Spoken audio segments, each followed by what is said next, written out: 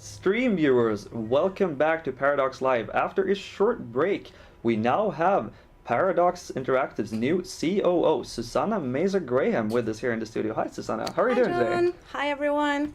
Working on a red day, like all of us. Like all of us, we are nothing if not committed to this company and to the stuff that we do. So, Yeah, you've definitely been here for a long time, so I can imagine that there's kind of a family feeling here. definitely. For those of you who have been around Paradox for a while, you'll know me as Susana on our forums and Sue's Paradox on Twitter. And yeah, it's coming up to my 10th year now at Paradox in August. I've been here for 10 years. So, could you give us a short overview of what you've done before? Kind of what's your career track within Paradox? What roles have you been filling? Sure. As some of you know, in 2004, we transitioned from being a developer to being a publisher as well. So that's when I came into the company to kind of head up and build the publishing part, especially on the PR and marketing side. And the first title that we released back then was Hearts of Iron 2. So I was involved in that campaign, and it's basically that's been the journey. We've built the publishing part from the ground up. We started with our own titles. Because we felt that very few publishers out there understood what we were doing with our titles, and we felt that we could best represent our titles when bringing them to the market, bringing them to the consumers, bringing them to retail. Back then we weren't that many, so I had my hands in quite a few different pies. I've even done trailer production, websites, printing gold masters, approving box art. Yeah, you name it, we've done it. Yeah, as we grew, we started becoming more specialized, and I took on more responsibility to kind of manage the publishing team, as well as running the PR and marketing. As we recruited more and more people, there's been a few different things that I've done, but I've always kept a very strong focus on the PR and marketing side. And then also, even though it wasn't really a part of my official role, because I've been here for so long, I've worked very much with the organization, making sure that we get in the right kind of people, building the kind of company that we wanted Paradox to be. And that's sort of where we're at right now, where I've taken a step away from more of the strategic and the operational part of marketing and PR, and I'm going to be working more with the company as a whole, as COO. Working very closely with Frederick, which of course I've done the whole time. Those of you who don't know, Frederick is our CEO. But also working with, how do we develop our leadership within Paradox? What kind of company do we want to be? What's our vision as a company? How do we continue to work with our community, make sure you guys stick with us for the ride? The corporate culture that we have internally, making sure that that's reflected. The company that we want to be is reflected both internally and externally. Still going to be very involved in corporate PR. Of course, everything that we do on the publishing side. That was a big monologue. That was a big monologue. You actually managed to transition very well into my next question, which was kind of regarding how COO, your new role here, kind of differs from your old role as the CMO, and what your new responsibilities are and what your areas of working will be. So could you delve even deeper into this? Sure. I mean, I think informally I've always had this on my agenda, making sure that we move in the right direction as a company, that we grow our company with integrity, that we always stay very close to the community. But now it's more formalized in the sense that it's actually a part of my job description rather than something that I do because I'm very interested in it and because, I'm very invested in it. So that's what I'm going to do. So we've started putting up a lot of this sounds awfully boring, but we started putting up a lot of processes and structures for how we want to do this. Everything, our growth has been very organic. It's not like we've gone from 50 people to 150 overnight. So we've been able to do very naturally, grow very naturally. But when you are 150 people, you can't rely anymore on people looking at the leadership at Paradox and saying, oh, I'm going to emulate that, or I'm going to, follow this. This is the kind of company we want to be. Now we need a little bit more of a structured way of doing that. So that's what I'm going to be focusing on. Obviously, I'm still, I helped build the marketing and PR function, so I still am very much invested in how we work there. But I have a great successor, Daniela, who's managing that perfectly. So it's more just, keeping an eye on things and helping out where I can, and yeah, just working with the organization, working with Fred, to continue growing. That's our goal, to continue growing as an organization. Fred and I and several key people here at Paradox have always been very, how should I put it, very committed to talking to our community. So that's also going to be a very big part of what I do. How can we continue having like an open and transparent dialogue with you guys while we grow? It's not as easy as it was when we were 10 people to just share everything that we're doing, but at the same time we still want to be transparent, and we still want to have an open dialogue with everyone, so just in a different way. Yeah, so I mean, since you've been with the company for such a long time, and as you mentioned, you've always kind of been this humanizing factor for the company and looking at how we perceive things and how we want to be perceived and all of that. Can you describe kind of how this has developed over the years? What did Paradox start as, and how did we get here today?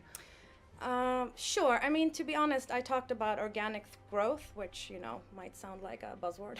It's like, what the hell is what's organic growth? But when I started at Paradox, one of the first things that I was told was, we have a forum, we talk to our community all the time. This is not an official part of the role description, but it's a really huge part of what we do. So all of us were on the forums every day, checking out what people were saying, talking to people. And over the years, things have happened. So we have a lot more channels now where we can talk to you guys, talk to our community. But I think that we've managed to, I hope so anyway, stay true and keep that core, which is the fact that we actually are really invested and want to talk to you guys. So it might look a little bit different now, but I think that what you see today is not a shift in strategy or direction. It's just more of what we used to do. And I think one of the things that I've been super, where I feel really, really strongly about is I don't want to have a lot of PR barriers between the people that work at Paradox, between what we do, our developers, and our community. We try to be we try to do things that make sense. We try to be fairly transparent, but also speak the truth. I mean, we don't really know how to do it any other way. And so that's one of the things that I hope and will work for, to keep as we grow. And I think that it's fairly unusual for a company of our size now to do that. Because of course there's, if you have shareholders, or if you have a very strong board, or, if you have very strict ways of doing things in your company, it's a huge risk. We've got a couple of bullet points of what you can't say on Twitter, and that's it. So. Yeah, this is starting to feel like that Nicolas Cage movie, Knowing, because you always manage to pitch into the next question I'm having. Well, there you go. it's highly impressive. But so going from the past to the future, where would you like to see us go? Not only from the community and external standpoint, but also from a company culture kind of standpoint. Well, I always say that there's two things that I think are really important, and philosophies that we've kept as Paradox as we've grown. One of them is just use common sense. I mean, if we can't motivate stuff that we do internally to each other, like how are we going to motivate what we do to you guys? So that's one of them. And the other one is just lead by example. Be the company that we want to work at is a company that we've built, and so we just want to keep it that way, and be open about who we want to be and what we want to be. And so some people will think that's great, awesome, want to come work for you guys, and some people will go, oh, do you know what, that's actually not my cup of tea, I'll just go somewhere else, and that's okay. But we just want to continue having a very strong sense of who we are and what we want to do and who we want to be, and communicate that. So again, even though we're growing, I think our main, and it's going to have its challenges as well, but I think our main objective is to just continue the way we've always been.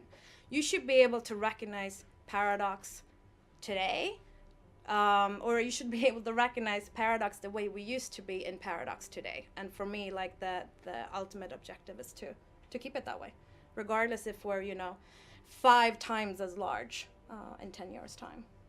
So you're touching upon a lot of things concerning transparency and us being open to our players and our fans. Are there any big issues or new things that come up now that we have such a huge growing community of players? There are inputs from all kinds of directions and everyone wants to know things and say things. Yeah, I think that there's a huge difference between being transparent and talking about what you do and being able to have a say. So we're gonna let people know what we're doing and why we're doing things, but that doesn't mean it's the same thing as letting other people decide what we're doing. We can explain our rationale behind certain decisions. Everybody's not gonna like why. Everybody's not gonna agree with us. That's okay. That's your choice. But I think that for us, it's just important to be able to motivate what we do. And to be honest, yes, we make mistakes. We make mistakes all the time. Sometimes things don't pan out the way we've planned. Sometimes people read into or perceive things that we do differently than what they were meant to. But that's where the dialogue comes in. I mean, there's just not one cookie cutter mold that will work for every situation. So you have a dialogue all the time. Sometimes we've gotten a lot of feedback and we've changed our minds. And sometimes we've gotten a lot of feedback and we haven't changed our minds because we have a very clear idea of why we're doing certain things. You have to tell me if I'm answering your questions because I feel like I'm rambling. Yeah, you are. I mean, you are touching upon it in a very good way because you kind of get the broader answers. So it's very informative, which I really appreciate. Thank you. So 10 years ago, you started here at the marketing department and instantly got thrown into the venture that is working at Paradox Interactive. You got flown out to the United States. You started our sales department, which has now moved here to Sweden. And you've done so many things since then. And you're now considered to be the most influential woman in the Swedish game industry, which is kind of an achievement, I have to say. So, going once again to the future, where do you see yourself in 10 years? I mean, I think one of the things that I really, really love about Paradox, and one of the reasons why so many of us have stayed, is that we've always been able to move with the times. I mean, our industry is so different today than what it was when we started, and we've kind of been able to readjust and change our direction and always reinvent ourselves and making sure that we're, on top of the new things that are coming out. So it's extremely hard to say. I mean, 10 years from now, God, who knows where our industry will be and whether or not I'll be a part of this. But I've always had the philosophy that, if you're the right person in the right role and you feel like you can still contribute and make a difference, then it makes sense to continue doing that. So be awesome to still be a Paradox and look back at the journey that we've had and just continue having a massive community, being a huge influencer in the games community. I don't know, it's really hard to say. I just hope that we're still relevant. I hope that I'm still relevant wherever I am, and first, most importantly, I've stayed in this industry. When I joined 10 years ago, it was a new industry for me. I'd never been exposed to the gaming industry before, and I think I fell head over heels. Like I got smitten straight away. The reason for that being is that there's so much passion in this industry. There's so much passion, and it's such a privilege to be able to work with, call them products, for lack of a better word, that people have poured their heart and soul into. And if I'm in this industry or another industry where there's as much passion and as much joy for what you do, there's a lot of crap as well. But but so much passion and joy and pride, that would be fantastic. I mean, I couldn't wish for anything more. So it's sounds like a very sensible plan. As you mentioned, 10 years is a long time. Yeah. So I'm going to be tricky and finish off with an even harder question. Awesome. Where do you see Paradox in the same time frame? Like I said, I really hope that Paradox is still really relevant. Our industry has gone through dramatic changes over the past 10 years, so I assume it will continue to do so. I don't think we'll be perceived as a games company necessarily, but as an entertainment company, so we'll have a much wider portfolio. Again, I hope that we have relevance and we're a huge influencer in how people view entertainment. I hope that people still feel like we're Paradox, that they can recognize us in that, that we're just as much as part of the community as you guys are. And yeah, I mean, super broad answers, but I think that's the only thing that we can try to commit to. It's once again, it's bigger, 10 years. better, more. Yeah, I really hope and I agree with you that hopefully people should recognize Paradox at its core in 10 years from now, only hopefully bigger. So that was all for today, Susana. Great. Thank you for joining me. You provided very gracious and good answers to my questions, which is of course very appreciated. For the stream viewers, this was the first of many interviews we're going to have with people from Paradox, kind of bringing you into who works here, what they think, what they do, and how we do things here at Paradox. So that's something you have to look forward to for future episodes of Paradox Live. But now we're going to have a short break, and then after that we're going to have Magica Wizard Wars, having community developer Graham Murphy / Escher, as you know him on the forums, speaking about open beta, what to expect, and what it's all about. So I'll see you soon.